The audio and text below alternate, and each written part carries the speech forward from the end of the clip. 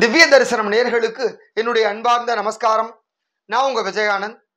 இன்று நாம் பார்க்கவிருப்பது தஞ்சை பெரிய கோவிலில் தனி சந்நிதியாக எழுந்தருளி இருக்கக்கூடிய மகா வாராகிக்கு நடைபெற்று கொண்டிருக்கும் ஆஷாட நவராத்திரி விழாவின் சிறப்பு அலங்காரங்கள் குறித்து பார்க்கவிருக்கிறோம். இந்த 10 நாட்களும் அம்பாளுக்கு தினமும் காலையில் அபிஷேகமும் மாலையில் சிறப்பு அலங்காரமும் செய்யப்பட்டு வருகிறது. முதல் 5 நாட்கள் நடைபெற்ற பல்வேறு விதமான அலங்காரங்களை இந்த வீடியோ வாயிலாக தரிசித்து அனைத்து சக்திகளையும் அருளக்கூடிய அன்னை வாராகியின் அருளை பரிபூர்ணமாக பெறும்படி கேட்டுக்கொண்டு விடைபெறுகிறேன். நன்றி.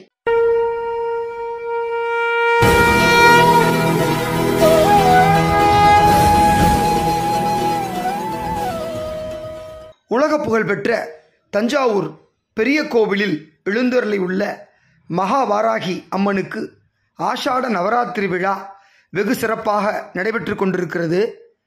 வேறு எங்கும் பார்க்க முடியாத ஒரு சிறப்பு வாய்ந்த இந்த மகா வாராகிக்கு நடைபெறும் இந்த பூஜையும் நாள்தோறும் செய்யப்படும் அலங்காரங்களும் உலக புகழ்பெற்றதாகும். தஞ்சாவூர் பெரிய கோவில் என்று அழைக்கப்படும் அருள்மிகு பிரகன்நாயகி சமேத பிரகதீஸ்வரர் ஆலயத்தில் தனி சந்நிதியாக எழுந்தருளி இருக்கும் மகா வாராகி அம்மனுக்கு ஆண்டுதோறும் ஆஷாட நவராத்திரி விழா ஆனி அமாவாசை முதல் 10 நாட்களுக்கு சிறப்பாக கொண்டாடப்பட்டு வருகிறது. இந்த 2024ஆம் ஆண்டு ஆனி மாத அமாவாசை தினமான கடந்த 5ஆம் தேதி வெள்ளிக்கிழமை அன்று மகா வாராகி அம்மனுக்கு கணபதி ஹோமத்துடன் இந்த ஆஷாடி நவராத்திரி விழாவானது துவங்கியது. இதையொட்டி நாள்தோறும் அம்மனுக்கு சிறப்பு அபிஷேகமும் மாலையில் விதவிதமான அலங்காரங்களும் செய்யப்பட்டு வருகிறது. கணக்கான பக்தர்கள் கலந்து கொண்டு அம்பாளை மனமுருகி வேண்டி தரிசித்து வருகின்றனர். அந்த வகையில் தனி சந்நிதியாக எழுந்தருளி உள்ள மகா வாராகி அம்மனுக்கு முதல் நாளான கடந்த 5ஆம் தேதி இனிப்புகளால் அலங்காரம் செய்யப்பட்டு வாராகி அம்பாள் அற்புதமாக காட்சி தந்தாள். பல்வேறு வகையான இனிப்புகளை அழகாக அலங்காரம் செய்து மகா தீபாரதனையும் சோடசோபசாரங்களும் நடைபெற்றன.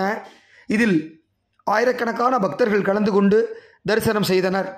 அதனைத் தொடர்ந்து 2வது நாளான 6ஆம் தேதி மகா வாராகி அம்மனுக்கு மஞ்சள் காப்பு அலங்காரம் தத்ரூபமாக செய்யப்பட்டிருந்தது. மஞ்சள் முகத்துடன் அந்த அம்பாளை பார்க்கும் பொழுது உருகாத மனமும் உருகும் என்று சொல்லும் அளவிற்கு அவ்வளவு அற்புதமாக அமைந்திருந்தது. விழாவின் 3ஆம் நாளான 7ஆம் தேதி அன்று வாராகி அம்பாளுக்கு குங்கும காப்பு அலங்காரம் செய்யப்பட்டிருந்தது. அம்பாளுக்கு விசேஷமாக சொல்லப்படுவது மஞ்சளும் குங்குமமும் தான்.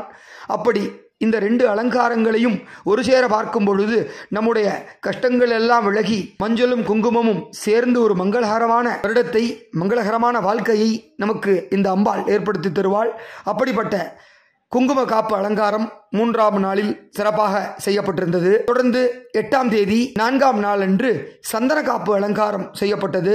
சந்தன காப்பில் அன்னை வாராகி அம்பாள் குளிர்ச்சி அடைந்து நாம் பார்க்கும் பக்தர்களின் மனதையும் குளிர்வித்து அனுப்பி வைத்தால் அப்படிப்பட்ட மகா வாராகிக்கு அந்த சந்தனகாப்பு அலங்காரம் அற்புதமாக அமைந்திருந்தது.